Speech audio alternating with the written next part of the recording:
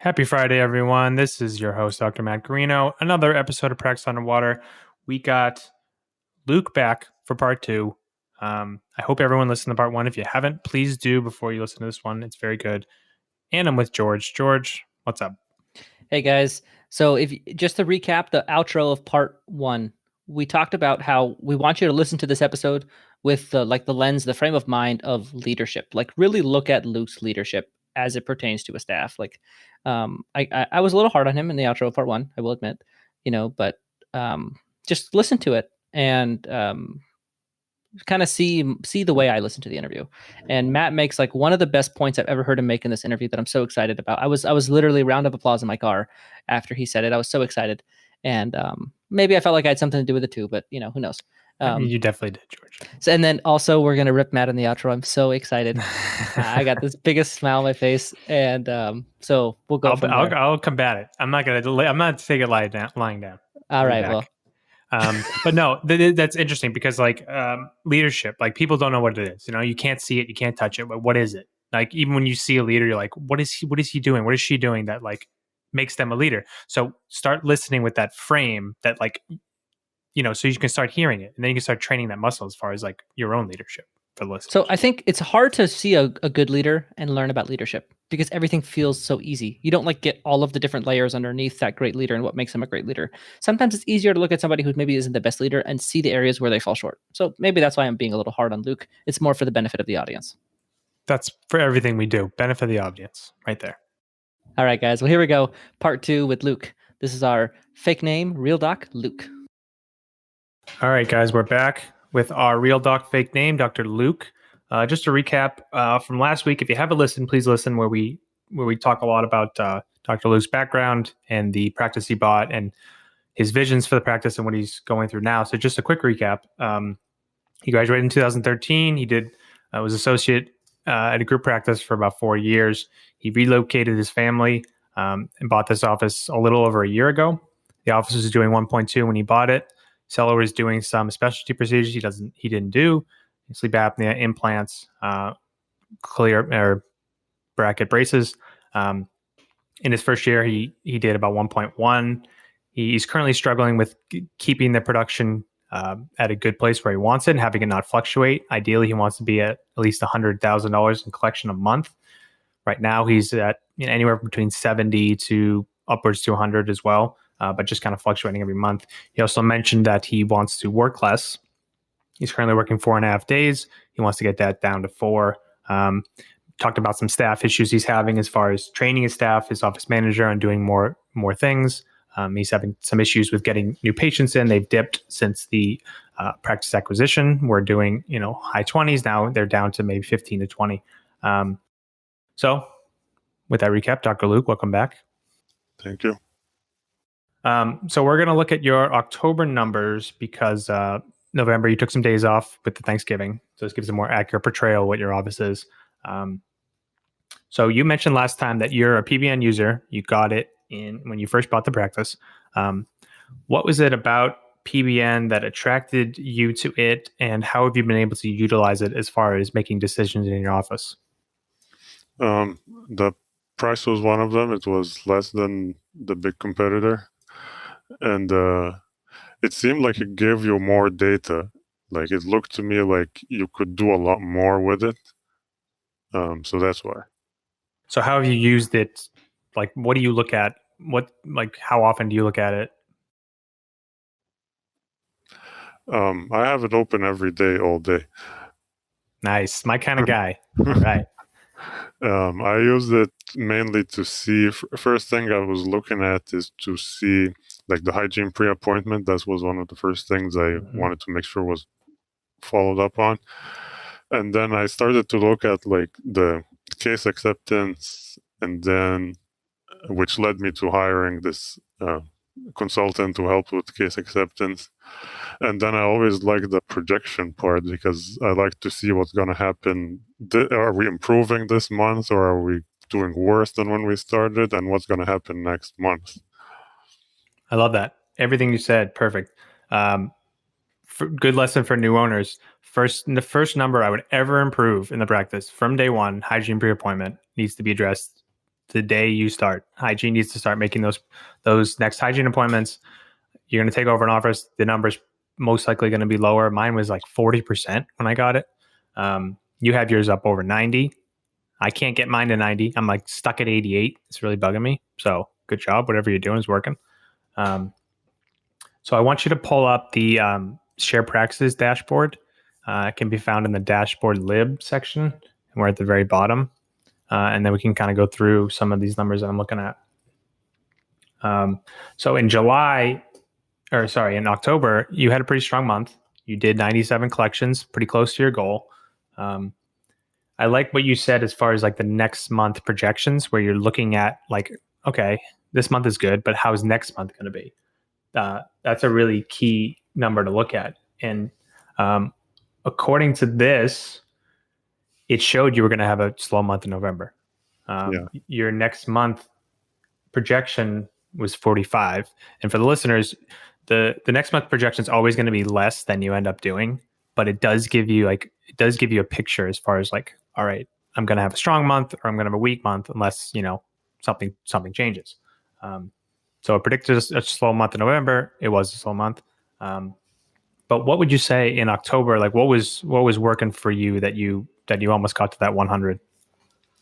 I felt like my schedule was pretty full, and hygiene was kind of working good as well. We had more consistent hygiene, and the temps were working good.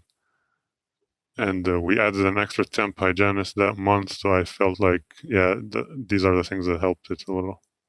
Yeah, it's and you pointed to this last time in the episode, how important that consistent hygiene is, especially as being a solo doc with 2 hygienists, which is ideal, just because you're able to pull so much doctor production from checking 2 hygiene at once. The clients I coach, I always try to get them, if they have 1 hygienist or 1.5, the ultimate goal is getting to 2, because to be a sustainable solo doctor office, which we really believe strongly at Share is sustainability, you need that second hygiene. And it shows in your numbers in this month. So let's go a little over your treatment acceptance. You did a decent job this month. So your patient acceptance was around 69%. We want to see it a little higher, maybe closer to 80. I really like with this looking at how you're doing at diagnosing or accepting the different procedures. So for selling crowns this month, you're at about 50%, which is in a good spot. For fillings, you're also at 50%, which is a little lower. So talk us through, I know you mentioned you used a consultant for case acceptance. Like, what did you learn from this person and what have you implemented that's worked in your office? So what we learned is, or what I learned personally, is that when you're presenting treatment to someone, you want to focus on the consequences of not going forward with the treatment instead of giving the solutions right away. So that was one of the big changes that I did, and it's something very simple that I had to pay a lot of money to learn. So that was the main thing. The other thing we got trained on is that whenever there's a new patient calling in, there is a form that the front desk follows, ask them certain questions just to try to find out what kind of patient are they. Are they somebody who just wants a checkup, or do they know they have problems, or are they in pain? And that helps us direct them into the right appointment type. So these were the 2 main things, I believe. And and the third thing is having the hygienist be part of treatment planning. So to me, in the beginning, hygienists were just like tooth cleaners. They were just like cleaning teeth and that's it. But now I installed monitors in the ops, and I have them take intraoral photos and show the patients, talk to them about things before I walk in, which is also a struggle because the hygienists always try to revert back to their old ways, but I have to keep reminding them, let's take the photos. If I go in there and they hadn't taken the photos, I grab the camera and take the photos myself, just to make sure it's consistent. Yeah, the key with those kind of things, positive reinforcement. Like when they do it, rather than always like being the one and say, hey, you didn't take this photo here, what's going on? Like when they do it, great job with that patient, like selling that treatment. You really did amazing there, like constant, like, so they start to feel good and they're like, oh, he likes when I do that. But I like what you said at the beginning there. Like you said, it was an expensive lesson to learn and it's so simple, but it's so powerful. Like building that problem first, build the problem, build the consequences, and then that solution should be like 30 seconds. Like you should be, everything you're doing in the case presentation is getting to the question, what can we do about it? Like, how can we fix, like they finally realize they've had the problem. Now they're starting to shift their brain as far as like, all right, what are we going to do about it? And then ideally from there, you get the question, all right, when does it need to be done?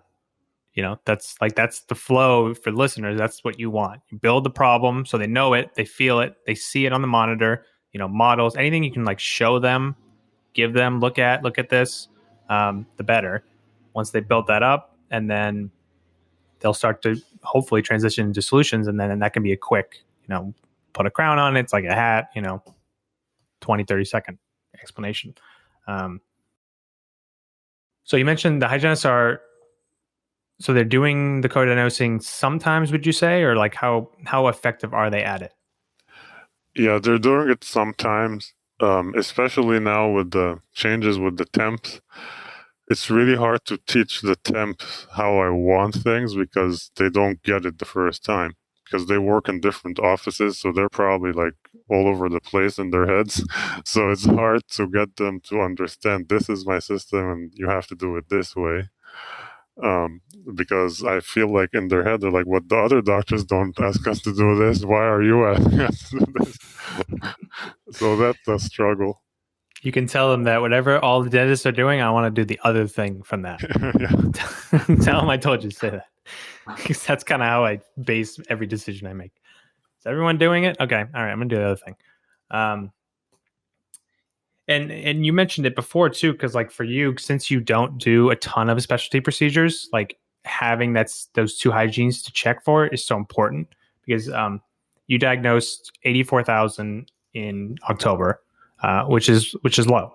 We for a sustainable productive solo, we want to see it like 150 to 160, and it's not your fees, because your average treatment plan size was 1,500, and that's due to your low insurance involvement. So that's not the issue. But because you have a limited skill set that you're able to offer, you need to check more. Like you need to be doing more exams. You also this month had a really low diagnosis percentage. So you diagnosed only on 19% of the people that you saw. What do you think that number specifically is due to? Well, I think when I'm busier clinically, I'm not going to spend enough time on the exams. So what happens is that the months that I'm like, my schedule is full and I'm doing crowns and procedures, when I have to check those two hygienists, I might be rushing a little bit.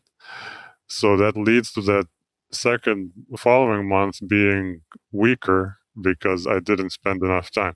And then on the slower months, I will spend more time with the hygiene patients and try to convince them more to get treatment done. So then the following month becomes better. So it's always that roller coaster. Mm-hmm. That's great. I mean, that's great that you've recognized it. Obviously, first step, like why you're seesawing. You got a strong month, you got a weak month, you got a strong month, a weak month. I think a lot of it to do is what you just said. You're not spending enough time with these patients. And that's where it comes back to what I said before of the breakthrough is in delegation for you. Like delegating more of the diagnosis to the hygiene, or probably both, delegating more to the assistants to do the clinical work for you, making the temps or, packing the cord or doing whatever, like designing your appointments in the back that you have to spend less time with those people so you can focus more on actually trying to diagnose everything you can see. How are you with like clinically wise, like delegating with assistants and stuff like that? Yeah, so in my associateship, my assistants used to do a lot for me. But here, I feel like the seller used to do everything himself. So I had to teach the assistants that were here, like how to make a temporary crown from scratch. and they're not up to my standards a lot of the times, and I've been trying to like elevate them, but they still take too long, and they always need me to check it in the end and stuff like that. Like previously, I had assistants that I could rely on. They'll make the thing and cement it and check occlusion. It's done. I didn't have to walk in there again, but here I have to always walk in there again. That's one of the changes. I mean, so that's a breakdown in how you've trained them. Like you need to stay with it. You know, some assistants might learn slower than others, which sounds like these ones are. But you can't be making temps. I'm not gonna let you. I'm putting my foot down. No more temps, especially on posterior tooth. Like that's unacceptable. So what could you do as far as like training more with them to have them learn how to do it to your standard? I'm not sure. I mean, I've gotten them videos to watch and learn, and I've had them do it on models first, on typodons, and then I've had them do it on patients, and then I critique them and praise them on the good and the bad. But one of them has gotten it. She's doing better, but the other one, I feel like it's going to be really hard to get her to do it to my standard, where she makes a temp that won't fall off after a few hours, and it's like a good temp that's not gonna like damage their gums or things like that. And maybe I'm also too hard on them as well, because I am hard on myself. So you can imagine how am I going to be with others. Yeah, I mean you're a perfectionist. Like your clinical ability is high, and what you demand of yourself is high. So you're demanding the same of them, which is fine. Stay with that other assistant. Keep with it. Don't stop, because that's such a time suck for you that you're not able to connect with a patient and sell a crown. Now you have to be making this temp for 5 minutes. Mm-hmm. You know? Same with the hygienist, like staying with them with co-diagnosing, like talking about when you saw something they didn't, talking through what you saw and what you want them to look for in the future. So it's not you that's pointing these things out. So I think, are you doing like any kind of staff meetings at all in regularity? I'm not regular about it. I try to have a monthly meeting, and we have a morning huddle every day, but the morning huddle is kind of boring. It's just like, oh, this patient is here for this patient is here for that, but that's about it. And in my previous office, I never had the morning huddle, so it's a new thing to me. We did have monthly meetings, but people would just complain about things. But my monthly meetings, thankfully, people don't complain a lot, so I'm able to like present ideas to them. Yeah, I would do that with regularity, and then also have like, department meetings where you talk to the two assistants about temps and other things, and you talk to the hygienist about co-diagnosing and other things, and you talk to the front about other things. Like you need to spend more time with your staff because they're not to the level that you want them to, and it's a bit of what's holding this office back. Mm-hmm. And like it's an opportunity for you to up your leadership, right? If you want to get to that point where this is sustainable, 100,000, you're paying off your loans in 4 years, like you got to up your game. It starts with you, and not accepting that they're not going to be able to get there. Like they won't figure it out, or they'll never get to my level, or like, the office manager will never be able to hire anyone or fire anyone. Like you got to believe they can. That starts with you. So so that's all I had for diagnosing. Your restoration to crown is always very good every month. You're between 2 and 3, great spot to be. Like I said, your fees are good. So your average treatment plan presentation is high, even though you're not doing a lot of specialty procedures. Have you thought about taking another course or doing whatever it has to be to start to bring in some specialty procedures? Yeah, so I want to take a lot of CE. I used to be the type of dentist that takes 100 hours every year. But I find it challenging to have to close the office and go take CE because the staff starts complaining about hours. Like I haven't taken really any vacations since I bought this office, and I only took like 2 days around the Labor Day weekend, and they were already like complaining about, oh, our hours, this and that. So it's been challenging, and I don't know how to do it properly. Like, do I still have to like have it that I just pay them for those days and go take my CE, but that means that my CE is going to cost a lot more. Yeah. I mean, there's a lot of great weekend CE. Like I learned implants over 2 weekends, 3 days. You know, you're off half Fridays. There's an opportunity right there. You know, um, I mean, you've had the implant experience in the past. You have the CBCTs. I think that's a logical thing to bring in, and like really gets you to start doing more of those high value treatments. That's going to make those like diagnosing 150, 160K a month a lot easier when you bring in implants. Mm-hmm. And you're already doing extraction bone grafting, you said, right? Yes, I do. Yeah. So you got that. You have the skills. You just probably need like a little refresher course. Place some implants, you know, with supervision, buy the kit, and you're off and running. Yeah. And then once you get that Medit, which is my favorite thing in the world, start making the guides, then you're going. Mm-hmm.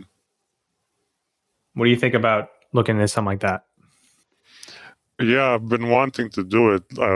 So like the implant course that I had taken is like different levels, and I only took the first level, and I've been wanting to continue on that. But it's just been a little challenging. I think what it is that I'm scared of like more bad months, that I'm not willing to spend $4,000 for a course or whatever. And I'm like, oh, let me just save this money because for a rainy day, you know. But at the same time, I'm sure this is hindering my progress. Yeah, I would just like make a goal in your head as far as, all right, this month I'm going to do it. Like, you know, and then plan for it. Save $1,000 every month, you know, and do it in 4 months. You know, something like that. Like, just make it intentional rather than like, oh, someday I'll think about maybe doing this. You know, because it really will. It'll help your practice be so much more sustainable when you're able to offer some high value procedures. You know, even thinking to bringing, I forget, did you mention you're doing clear aligners? Yes, I do. Invisalign and the other company too. The other company. I would say Invisalign is the other company. I'm very vocal about my anti. I'm very vocal about my anti-Invisalign. Not a fan. Yeah.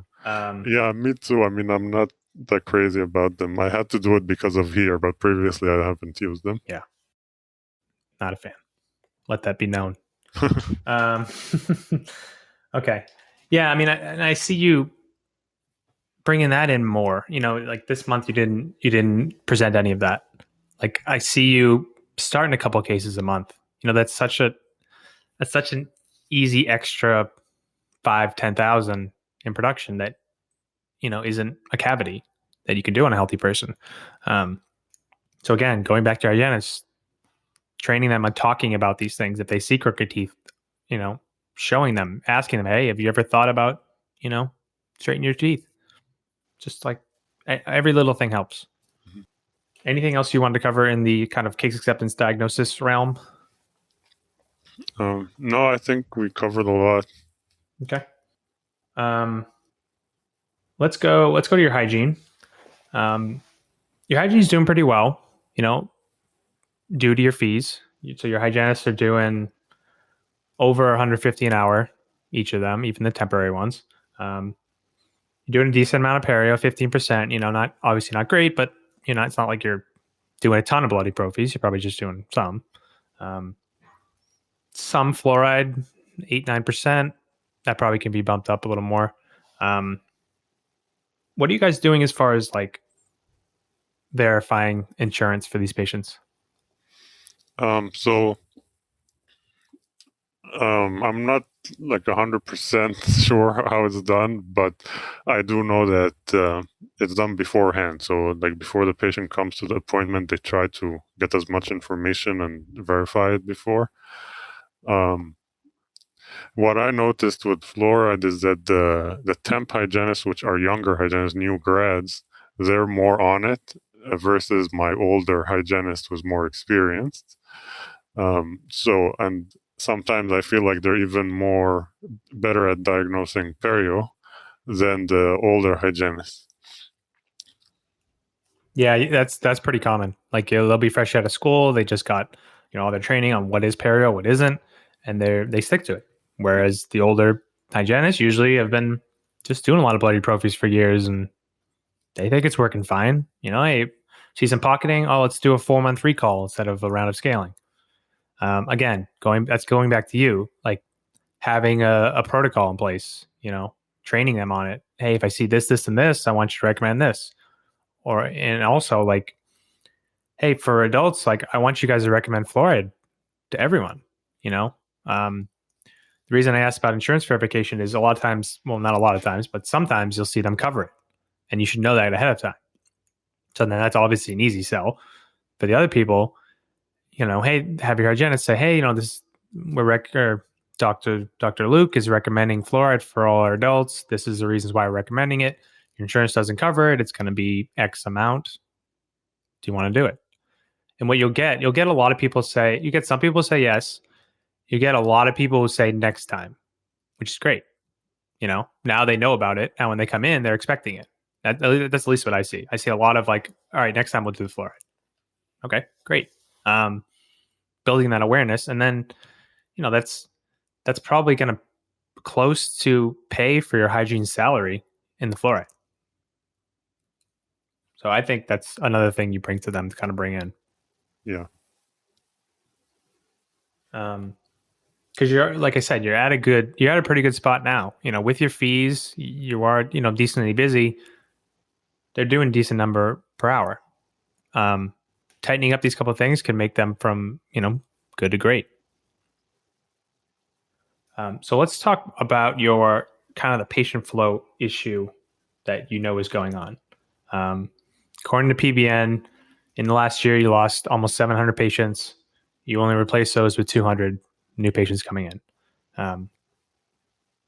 We talked a little bit about it, but like, how much of a focus is this patient flow issue for you? The main thing is that I try pushing my marketing company to try and do things to bring in more new patients. And then as far as the patients lost, I think that it's not entirely people that called up and said, I'm going to another office or anything like that, but some of it is also cleanup in our records, because when I had them, try to reactivate, a lot of times they find out somebody already moved away or whatever. So some of those 700 people are not people who got mad and left. They're just needed to be cleaned up from the system. And there are some people, of course, that we lost because of the doctor change. And there are some patients that didn't even see me once, and they decided, oh, doctor sold the price, I'm not coming back. Yeah. So there's been some of that. But when I look historically on the practice, I know that they had a big, wide open back door the whole time. And so that's the challenge, is that there was already an open back door, plus add in the transition. So that's how we end up with this much. Yeah, I think you're totally right with all of that. And that's a good lesson for the listeners. When you buy an office and they tell you, hey, I got 2,500 new patients, that's probably not accurate. They probably have more like 1,700. These offices don't keep up with the reactivation. So like you happen with your office, their patients of record is really high, but they're not really patients of record because, they've moved and then, you took over more of a fee for service office. So you can expect a little bit more attrition, not crazy amounts, but like say more than an in-network heavy office. So I think you're right. A lot of that is due to that. But like we talked about before, like tasking that front desk 20 calls a day, your recall current percentage is decent. It's at 67%. We want to get to like 70. So you're pretty close. But like really staying on these people, getting them back in is key for you. And then we talked a lot about the marketing piece about, getting into the Facebook ads, potentially trying our magazine instead of the mailers, and kind of trying to get that number closer to 30. And also, like, I'm noticing when you have new patients coming in, like say in October, you had 16 new patients and 6 of them left without an appointment. So where do you guys think you're falling short as far as like converting all of those people to patients? Yeah, actually, I wasn't aware of that part. I didn't know how you could see that. But yeah, I mean, it could be either attributed to them realizing that our fees are too high, or because of being out of network or something like that. And it's just the way it's handled. Maybe it could be handled better when the front desk is presenting the treatment to them. So that's not something like you hear in the back. That's probably something they go to the front and then voice that concern. Most likely, yeah, because like if somebody's out of network and then they realize that their insurance is not going to pay for composites, that only pays for amalgams or something, and they need a bunch of fillings, then they realize that their out of pocket is big. So a lot of times they will try and find somebody that's in network. Yeah, and that's kind of coming back to like the higher quality of new patient you need. You know, the model of your office is not that insurance driven model. So you need that higher quality that's willing to pay to go to an office they like. So for you, like really giving them that like great patient experience. I don't think I've asked you, have you made any like patient experience updates to the office since you bought it? Just little things. I mean, the little things that you learn from Breakaway, like having like blankets, and I'm trying to install TVs too in the ceiling. I'm working on that, but I really haven't done anything big or anything major. Like, is your waiting room very appealing, or is it just kind of old school? No, it's an appealing waiting room, and it looks modern. It's not like a typical doctor office or anything like that. You know what I found that in my office that has been responded to really well is like an amenities sign, like in the waiting room. Like we have a lit up sign that says, "Yeah, we have the weighted blankets, we have the Netflix and TVs in the operatories, we do paraffin treatments, it's like the little wax in your hands thing, which people love. Like I don't know why people love that so much, but that could be a cool idea. Like, hey, these are all our amenities we're offering. Like that's kind of a neat little thing to, they won't expect when they're coming into a dental office.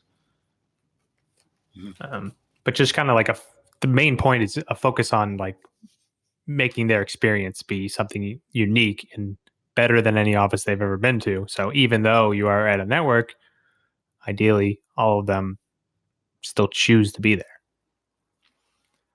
Because your marketing, is only as good as you're able to convert these people to patients. Your AR is looking great, very healthy. Nothing, no red flags there. Anything else on this dashboard that kind of jumped out to you? No, I think nothing really. Yeah, I think like the main takeaway for the listeners at least is that like next month projection piece. That's pretty unique to PBN. I don't think that other big company, could be wrong, has that. And it's something that I'm glad you're looking at because I look at it all the time. Like, all right, how are we doing as far as like adding treatment this month that's going to make next month better? So consistently taking a look at that, so we have less of that seesaw. We got to get out of this like kind of pattern you're in. All right, so what kind of are you taking away from our interview here today that you're going to bring to your office going forward? I think that I need to work on my team better. Because yeah, I realize now that I don't spend a lot of time on them, and it's probably because I feel like it's too much work, and maybe I get a little lazy about it. And just being more consistent with my meetings and trainings, and then just maybe to try to give more value to patients and try to figure out a way to give them more value that shows that like maybe we're a little better or a little different than other offices. Yeah, I see that. I see just like if you had to put a word on it, just like the whole thing, leadership. Like upping your leadership is what's needed with your staff, with your patients, just with your general mindset. You have a little bit of like, this is going to be really hard. I don't feel like doing it, and that's going to keep you in this pattern. Like it's fine. It's fine if you want to stay there, but just know that getting to that 100 will be so much harder unless you break that up. So I see, even if you do something goofy like print out on a sheet of paper in big letters, big bold letters, I am a leader. Like start to believe, like think of yourself as leader. That's who you are. You're a leader of the staff, you're a leader of the practice, you're a leader in your community. And that kind of shift will have you change the way you're doing your actions in the practice. That it's a being shift. Like I talk about a lot of times. The being shift creates a different, reaction to your actions at the office. Well, thank you for being on today and opening your practice up and for being extremely vulnerable with us today. I know it's not easy to share with thousands of listeners about your practice, even anonymously. So thank you for that. I'm really excited for all you have doing. I think this office is going to be, so great for your life and what you want to create and paying off loans and in your lifestyle and your happiness. And I'm just really excited for where you're going for here. So thank you for being on. Oh, thank you for having me. Of course. All right, guys, that was another episode of Practice Underwater. Hope you guys enjoyed part 2 with Luke. Thanks to Luke. We don't thank the guest enough for coming on. Super vulnerable, opening your practice, all this stuff, open to criticism, constructive, of course. So thank you, Luke. We got George here. George is again bursting at the seams to talk about something. Just get it over with, George. So Matt used this term in the episode where he says, you making a posterior temp is inexcusable. And Matt, where was the first time you heard somebody say that? I think I picked it up in a dental school textbook, maybe. So there was a time where I was pretty excited about something. And if that doesn't seem like something that you could see from me, imagine Matt coming back to his computer after spending an hour in a room with a patient and get like 11 to 12 Facebook messages in a row from me. And he said that he was caught up making a temp. And he knows I have not made one temporary in my life after dental school. Like not even once ever. Like that's no. No. And I give him a hard time for that, because that's probably one thing I'm really good at is, delegating. And that's one area that where, I think my influence on him is, in that department. And so he said he was making a temp. And then I say, if it was a posterior tooth, it's inexcusable. And then he said it was number 30. And I was cracking up so hard. And then I heard him say that in the interview. And I'm like, dude, I got to call you out. Like you totally did that like a week ago. Let me explain some things here for the listeners. Yes, I did use your words because it was a good lesson. I like the theme. I like the message of it. Did I fall into the hole and do a temp once? Yeah, I did. The person was posterior tooth. Okay, the person came in, was missing the crown. The tooth is already prepped. I didn't trust my assistant to know how to make like a block temp or know how to make it without getting the bite reg beforehand on a perfectly undrilled tooth. So I made it. The guy was a little bit of a tough patient. I didn't want him coming in with it coming out. Listen, I own it. I don't do it a lot. Maybe like once a month, once every 2 months. Posterior tooth. Ugh. Sorry, man. What can you do? But yes, I got that from George. He said that, and I liked it, so I used it. Yeah, unexcusable. It just no reason. And there's like 100 docs out here right now that are listening to this that totally make posterior temps all day. And absolutely make them. Yeah, and so I'm sorry that if you got secondhand roasted, but I'm not sorry. Like you really shouldn't be doing that. No, I mean you should, and yeah, I'm not. So, yeah. But like, here's why I came up, and I think it was like one of the best points I've ever heard Matt make on the show. So the thing, like they were talking about the up and down months, and the 1 month is hot, 1 month is low, and he was kind of making the point, and this is like a good, like this is definitely a Justin Short lesson I had, where it was like, yeah, in the good months you don't diagnose as much because like you're having a good month, and like the way of handling that is to push through the desire to not diagnose and to continue to diagnose. And Matt, I just felt like had a very sustainable way of approaching it, where he was like, well, you should always be diagnosing, and you should never have to feel like you're pushing yourself to diagnose. It should just feel natural and should feel sustainable.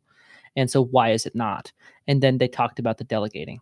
And like, wow, like that to me was, like we've identified the problem, the up and down diagnosis. Now, like, what is our solution? What is our way of addressing that is sustainable? Like, I loved that approach of, focusing on the core reason why it's not sustainable at the moment. And I couldn't have been more impressed with that point. And I didn't think of it myself. And it was a round of applause, in my car when I heard it. And I hope you guys had a round of applause too when he said it.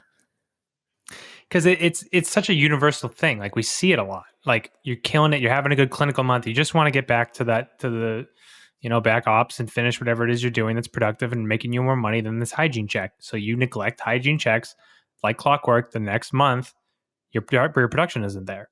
So like, what can we do about that? I mean, the old way that we were taught, George and I, was push through it. Just push harder, man. Diagnose more. Just do it. That's not sustainable. What is creating more time in that hour where you can have a normal hygiene exam and still do a high value procedure. The one way is delegating. So like when we use this word sustainability, what we're really shooting for is like peak performance without peak effort, because peak effort is not sustainable. So if you feel like you're really having to push your practice to get the results you want, like that's not sustainable.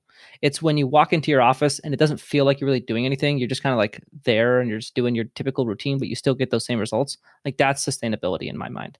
And I've always been stubbornly unwilling to do anything I don't feel is sustainable. And so it sort of has made my practice in such a way that like now I can't help but do well, but like that's not that, like that took a lot of time and effort. And so that question was so much deeper than like push through it and just understand that like, when you have a good month, you have to keep it up next month. Like that's, but really we got to the core of like what is not sustainable. And then we talked about the delegating and then you see the leadership again. So Matt, I kind of want you to talk about that because I know you had some thoughts on it.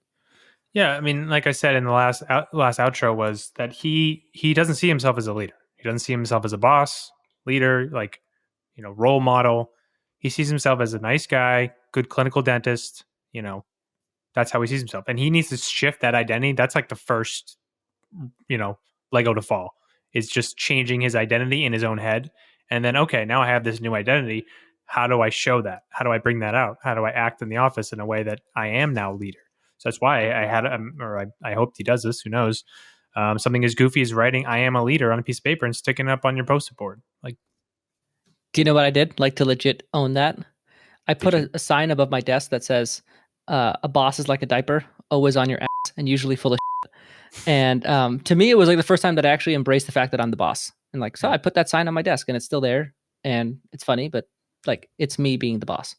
Yeah, because it's a weird shift. Like we're in our late 20s, and all of a sudden we're like in charge of these people that are 30 years older than us. Yeah. This Christian's like 10 years from retirement. They're counting on me, and I'm like, just out of college. I feel like. So it's like, but like you gotta like get that maturity and be it. You gotta be it. It's time to go. Like you're in it now. Like you can't be who you were anymore. You're a boss now. It's just a new identity. And like, that's just a start for him. He's going to have to do a lot of work because like we said, it's not something that comes natural for him. He's not a natural born leader like you hear about. Like, so he's got to work at it. That's how you do it. And like we talked about the back office and the leadership, but one thing that I think was also addressed, a lot of metrics were discussed in this episode, and you guys talked about next month projections. I love next month projections, and Rohit got a little confused as to why I asked for next month projections, but I guess that's not coming. So I'm probably he said I'm the only one that's ever asked. So, but next month, it's nice to know because eventually you'll get a feel for your practice. You'll be able to know based on your projection curves if you've done this enough.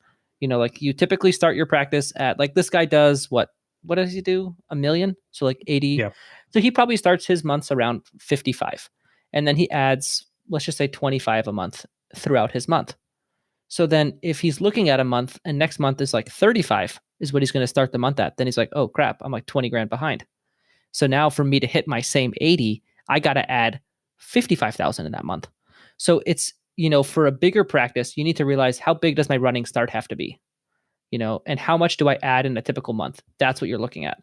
And so like the number in itself is arbitrary, but when you look at it historically, you can then start to see, like whenever I look at a client's projections, I look at like the last 12 months, like what are they typically starting at? What are they ending at? How much can I count on this client to add in a month?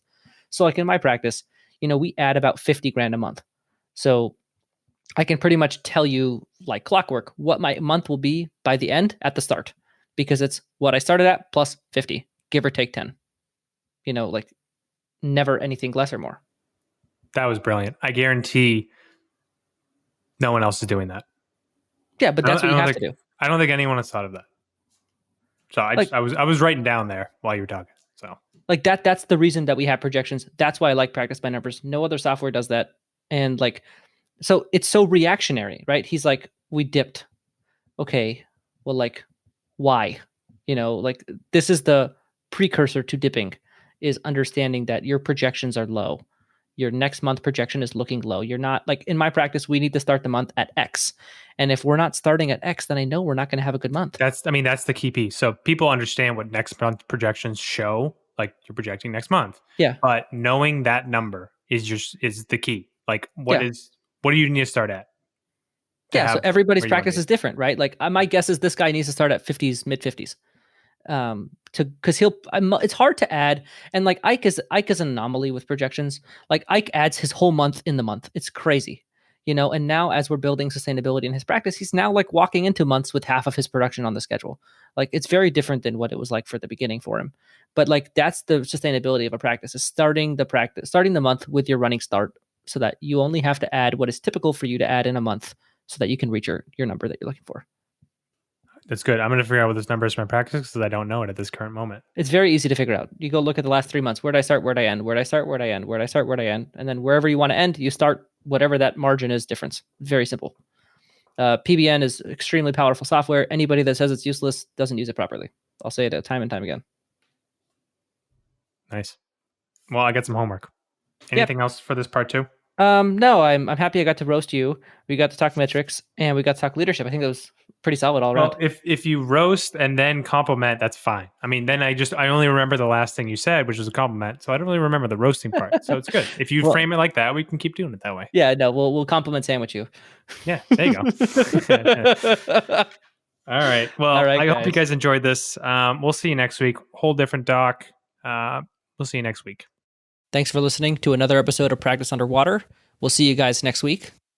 If you're interested in one-on-one coaching with either Dr. George Hariri or Dr. Matt Garino, our contact emails are in the show notes. And if you're interested in being on Practice Underwater as a guest, where we could look at your practice anonymously, you can go ahead and contact the email in the show notes and follow those directions to get on the show. Thanks, and we'll see you guys next week on Practice Underwater.